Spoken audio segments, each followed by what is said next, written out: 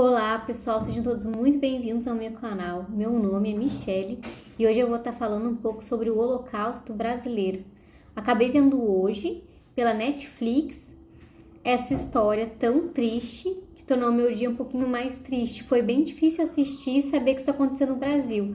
Para quem não sabe, esse filme é baseado no livro homônimo de Daniela Arbex. E ele já começa com imagens do Centro Hospitalar Psiquiátrico de Barbacena, em Minas Gerais, aqui no Brasil.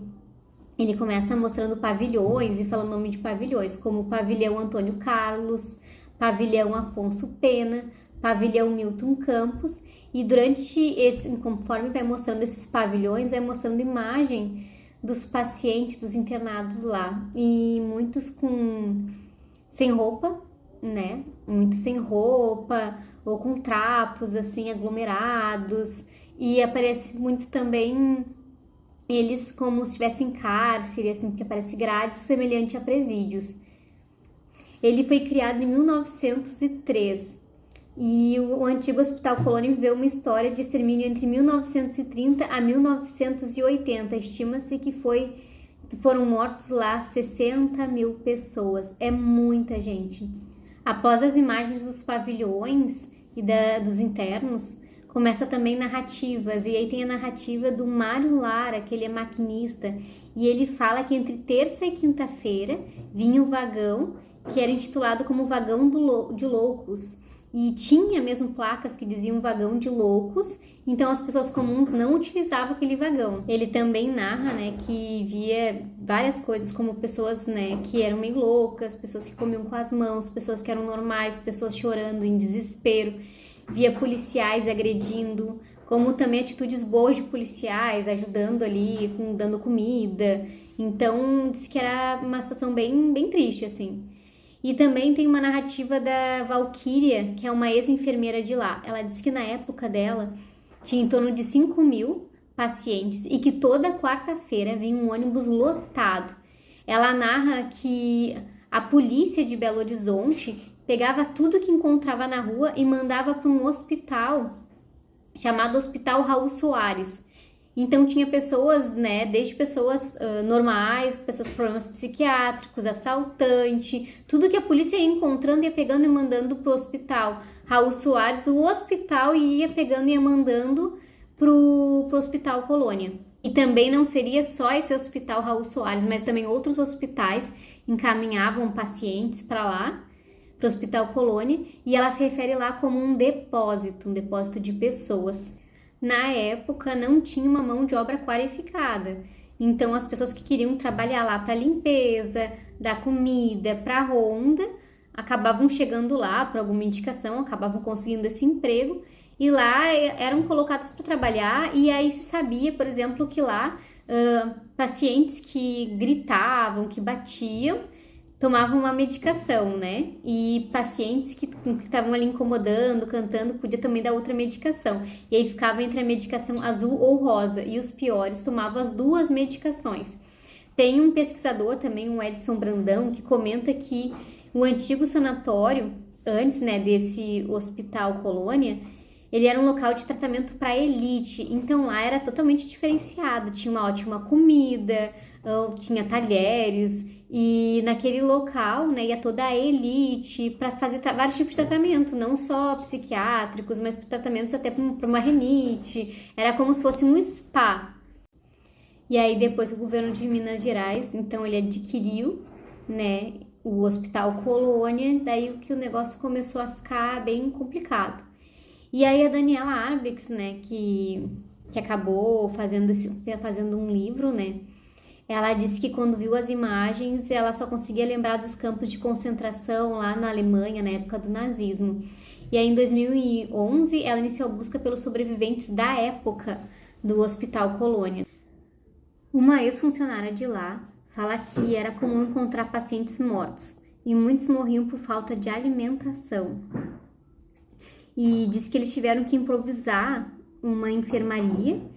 E ela também narra que eram reutilizados seringas, porque hoje a gente sabe, né, que quando se tem uma seringa, ela é descartável. E naquela época eles reutilizavam as seringas. E fala que chegou uma época que tinha um médico para 3 pavilhões. Ela também fala sobre um segurança que ficava armado ali fazendo rondas e que ele escolhia qual medicação dá para o paciente, né, para os internados lá, e que ele, se o internado não quisesse tomar, ele simplesmente ameaçava. Então, eles eram forçados a tomar medicação também. E aí vem uma parte que foi uma das que eu achei mais difícil de assistir. Eu tive que fazer uma pausa, porque a parte onde eles falam sobre eletrochoque, que eles falam que era muito utilizado o eletrochoque, e sem anestesia. E aí a pessoa que narra isso fala que um via o outro tomando eletrochoque, e eles colocavam ali de 5 em 5, e colocavam um pano na boca para não morder a língua, e que era em torno de 2 ou 3 pessoas segurando o interno. Bem difícil ver essa parte, assim, foi uma parte que eu relutei, assim, que eu assisti um pouco, eu tive que pausar, depois voltar, porque é difícil para mim, assim, imaginar que pessoas que... Eles pegavam pessoas que estavam dando ali problema, né? Então, por exemplo, assim, pessoas que discordavam de alguma coisa, que estavam ali incomodando, eles pegavam e mandavam para o eletrochoque por qualquer motivo, e um vendo os outros, e ali o documentário não mostra, né? Depois eu acabei vendo ali pelo um site, né, super interessante, que fala também sobre o Hospital Colônia, e ele fala que em relação aos eletrochoques que tinha muitos mortos, mas que acontecia a parada cardíaca, por vários motivos, durante as sessões de eletrochoque tinham mortos, né? Mas no documentário não fala sobre a morte durante eletrochoques. O documentário também fala sobre um início da década de 70, que houve um fechamento do Hospital de Neuropsiquiatria Infantil de Oliveira. Várias crianças foram transferidas para o Hospital Colônia. Então, vários ali com deficiências físicas. E também tem um ex-paciente que fala, né, de ficar pelado lá, e fala sobre eletrochoque. Falam que ficavam em celas também, que jogavam água neles, que espancavam os próprios enfermeiros. E quando ele começa a narrar, né, aparece ele assim, dá pra ver que todos os ex-pacientes que estão ali narrando, dá pra ver que eles apresentam algumas sequelas na fala, dificuldade de falar, assim. E esse que falou sobre ficar pelado, estar em cela, ser espancado por enfermeiros, ele não sabia falar a idade dele quando foi perguntado. E também os ex-internos falavam que faziam faxina, falavam, ele dava pra ver com muita mágoa, que não tinha visita dos familiares, que tinham que ir pro meio do mato pegar capim para colocar nos colchões.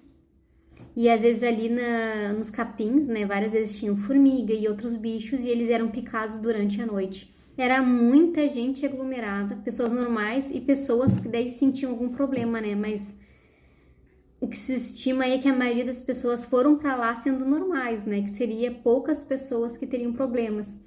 Teve um cemitério também que está desativado, onde eram enterrados mortos do Hospital Colônia. Diz que o cemitério foi criado praticamente junto aí com o Hospital Colônia.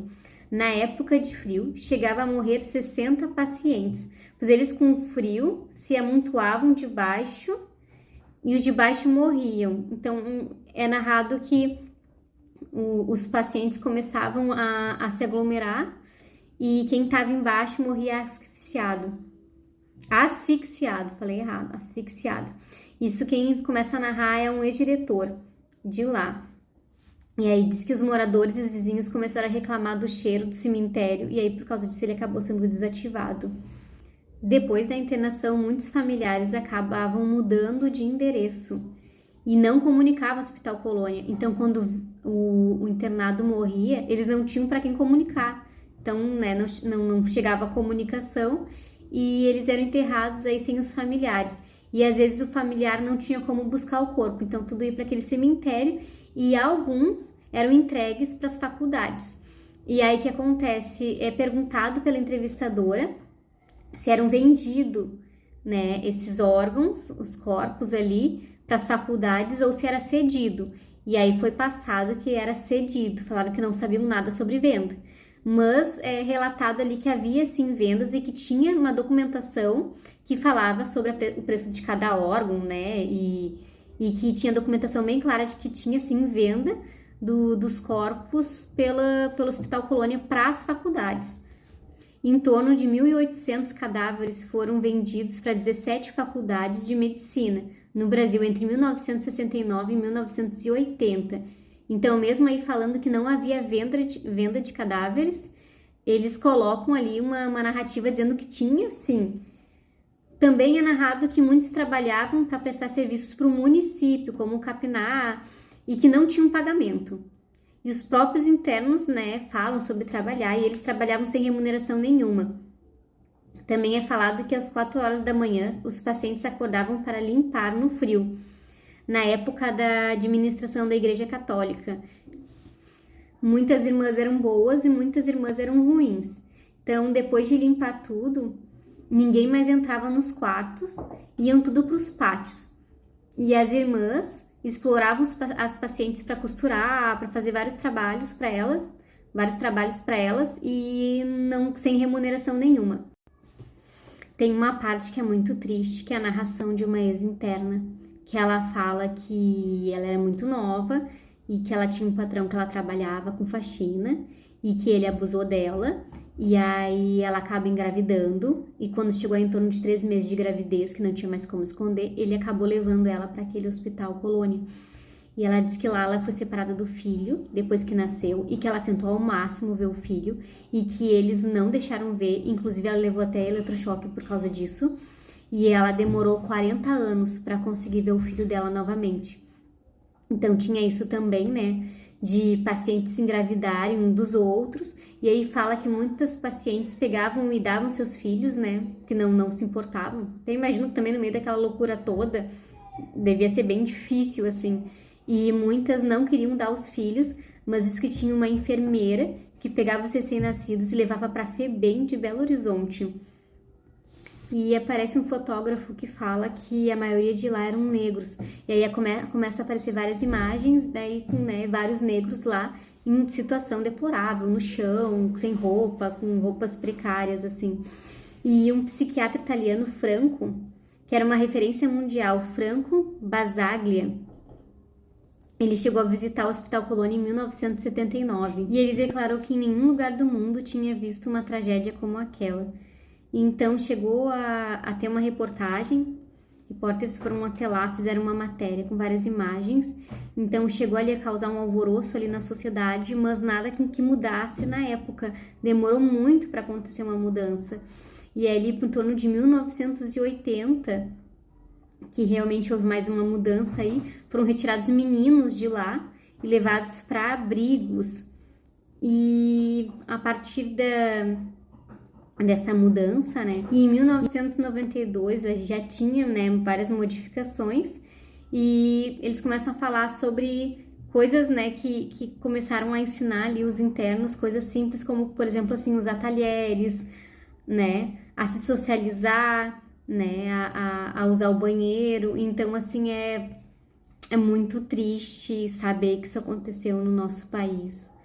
Na verdade, eu entrei em choque, porque como é que pode, meu Deus, as pessoas verem isso como normal? No fim, são vários relatos, né? E não fala muito especificamente sobre alimentação, assim, sobre o frio, né? Mas eu tava vendo ali um artigo, né, do super interessante, que nem eu tinha comentado, e que eu vou deixar ali o link na descrição do canal pra vocês. E esse artigo, ele fala que não tinha comida pra todos. Então, alguns acordavam muito cedo de madrugada para conseguir comer, e era uma comida muito rala, não tinha como alimentar todo mundo que estava lá, que eles ficavam aglomerados, que eles ficavam muito tempo no pátio, né, e aí como o próprio filme narra, né, o documentário narra, eles morriam de frio. Diz que não tinha roupa, que quando eles chegavam lá, eles passavam por uma triagem, isso o artigo fala, quando eles chegavam lá, eles passavam uma triagem, que os homens tinham o cabelo raspado e todos eles tinham seus bens confiscados e que eles recebiam só ali um uniformezinho e que esse uniformezinho não era trocado, não era lavado. Então, quando começava a ficar já em farrapos, não tinha como usar, muitos acabavam ficando pelados. Diz que no início era horrível, era desconfortável ficar nu, mas depois de um tempo a pessoa até se acostumava. E eu tinha visto, eu não vi no Super Interessante, não vi no Netflix, mas eu tinha visto em um outro documentário que falava sobre não poder falar, de que tinha que ter um silêncio. Então a situação lá era bem enlouquecedora, assim. É muito triste saber que isso aconteceu aqui no Brasil. E eu não sei se vocês já viram um experimento de Stanley Milgram. Stanley Milgram, é. E ele em 1964 chegou a receber o prêmio Nobel por isso.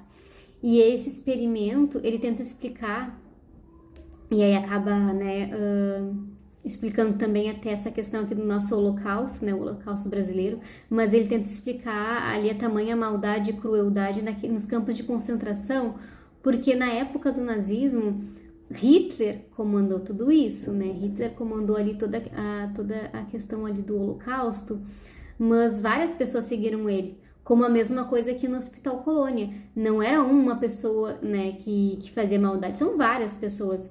Então, esse experimento ele tenta explicar como é que as pessoas agem mediante a uma ordem. E aí ele é bem interessante, porque isso acontece muito na nossa sociedade, né? Aí a gente às vezes nem percebe, a gente pode sendo levado a fazer coisas ruins porque uma autoridade, né, tá determinando e a gente não vê como ruim. Então, nesse experimento, o que eles fazem? Eles pegam atores para interpretar que estão levando choque. E aí eles pegam pessoas, né, que vão ser as testadas de vários tipos de grau de estudo, né, de idade. E então, acho que é um cientista.